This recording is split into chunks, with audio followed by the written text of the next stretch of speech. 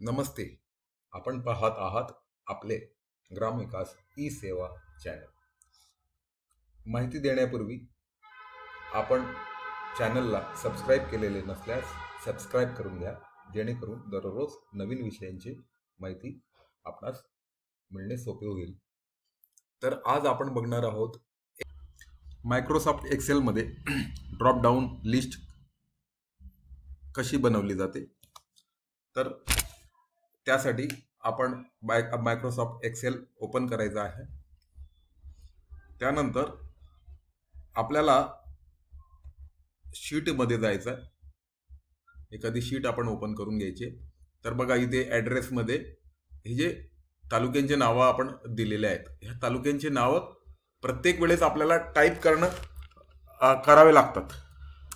तर अशी data entry करताना आपला वेळेची बचत व्हावी यासाठी ह्या ड्रॉप डाऊन मेनूचा वापर केला जातो.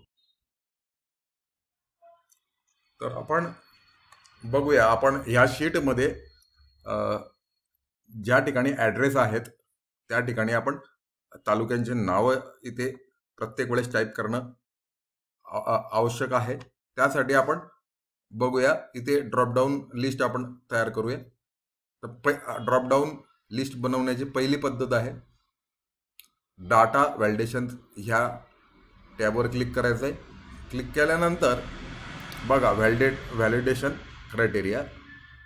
आता एनी व्हॅल्यूच्या ऐवजी आपल्याला इथे लिस्टवर क्लिक करायचं आहे. त्यानंतर हा जो सोर्स आहे सोर्सवर क्लिक इथे करायचं आहे सोर्स. त्यानंतर हा जो टॅब आहे यावर क्लिक करायचं आहे आपल्याला. आणि त्यानंतर जे आपल्याकडे तालुके आहेत किंवा जो काही डाटा आपल्याला वारंवार लागणार आहे तर तो डाटा आपण याच्यामध्ये सिलेक्ट करायचा आहे. पुन्हा ह्या टॅबवर जायचं आहे आणि ओके म्हणायचं आहे. तर बघा ह्या ठिकाणी आपल्याला एक ड्रॉपडाऊन मेनू तयार झालेला दिसतोय. आता हाच ड्रॉपडाऊन मेनू आपण जेवढे आपल्याला डाटा एंट्री करायचे तोपर्यंत आपण याला ट्रॅक करू शकतो. बघा इथे सिलेक्ट आपण करू शकतो, म्हणजे डाटा एंट्री करताना अगदी आपल्याला सोपं होत आहे. तर ड्रॉप डाऊन लिस्ट तयार करण्यासाठीची दुसरी पद्धत आपण बघूया. आता ह्या कॉलममध्ये जेंडर आहे, म्हणजे याच्यामध्ये मेल फिमेल असे दोन प्रकारचे आपल्याला जेंडर आहे.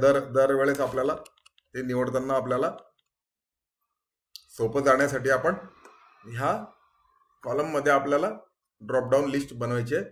पुन्हा डाटा व्हॅलिडेशन्सवर क्लिक करायचं आहे.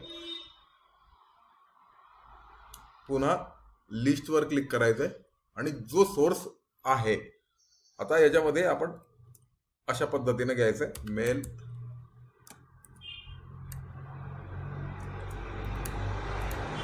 Female okay.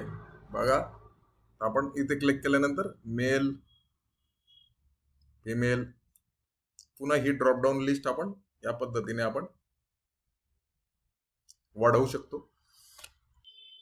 Drop down list मुळे आपल्याला जो डाटा एंट्री करताना लिस्ट मध्ये जी बाब आपल्याला आवश्यक आहे त्या व्यतिरिक्त दुसरी बाब तिथे